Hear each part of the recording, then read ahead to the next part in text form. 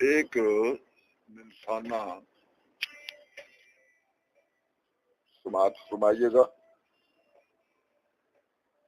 اس کا عنوان ہے سراپے کی دنیا۔ اس کے حسن کی تعریف کرنے بیٹھوں تو شاید بہت ساری تشبیہات کے استعمال کے باوجود بات نہ بن پائے گی۔ اسے زمین پر اللہ کا تخلیق کردہ ماسٹر پیس کہنا کسی طرح غلط نہ ہوگا۔ لباس کے اندر بھی شاید یہی صورت رہی ہوگی۔ ہم لباس کے باہر پر مر مٹتے ہیں، جب لباس کے اندر جھانکتے ہیں تو سخت مایوسی ہوتی ہے۔ اسی طرح جب گوشت پوشت اور ہڈیوں کے پیچھے جھانکنے کا موقع ملتا ہے تو سر پر گھڑوں پانی پڑ جاتا ہے۔ جب یہ جاننے کا موقع ملتا ہے اس وقت تک بہت دیر ہو چکی ہوتی ہے، گویا نہ جائے ماندن نہ پائے رفتن کی کیفیت طاری ہو جاتی ہے۔ وقت گزرنے کے بعد پھنسی کو بڑھ کر کیسا ہی باقی رہ جاتا ہے۔ اس کے پاس میرا کسی کام کے سلسلے میں جانا ہوا تھا، اسے دیکھ کر مجھے اصل مدعا ہی یاد نہ رہا۔ وہ تو اچھا ہوا میں کچھ دیر بعد اپنے آپے میں آ گیا۔ میں قریب چلا گیا، سلام بلایا۔ اس نے بلا اوپر دیکھے سلام کا تقریباً سا جواب دیا۔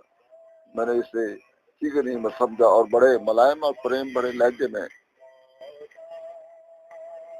عرض کیا، میڈم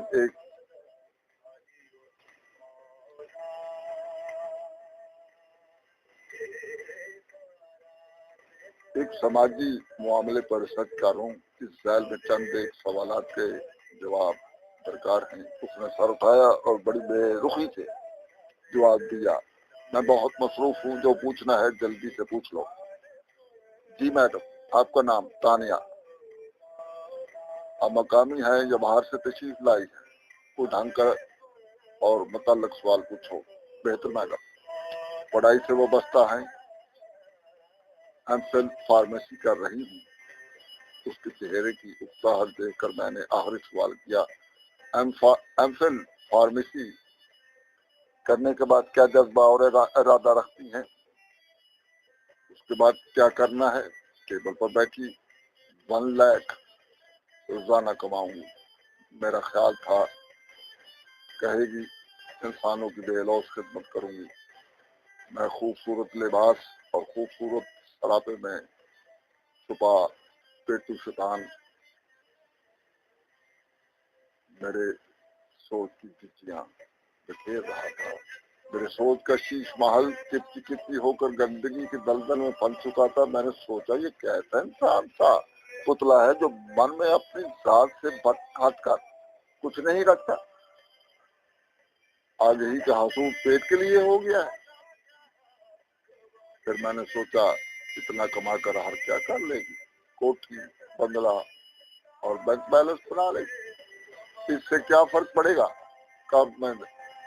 قبر میں تو کچھ بھی نہیں جا سکے گا۔ مار جانے کے بعد پیار کرنے والوں کو بھی جلدیاں ہوں گی۔ لاش کے لیے کون بیکار میں وقت ضائع کرتا پھرے؟ اس کوٹھی بنگلے اور بینک بیلنس کی تقسیم پر سگے بھائی بہنوں کے کئی یدھ ہوں گے، کورٹ کچہری چڑھیں گے، کسی کو کبھی کسی قبر پر بھولے سے بھی 4 پھول چڑھانے کی توفیق نہ ہوگی۔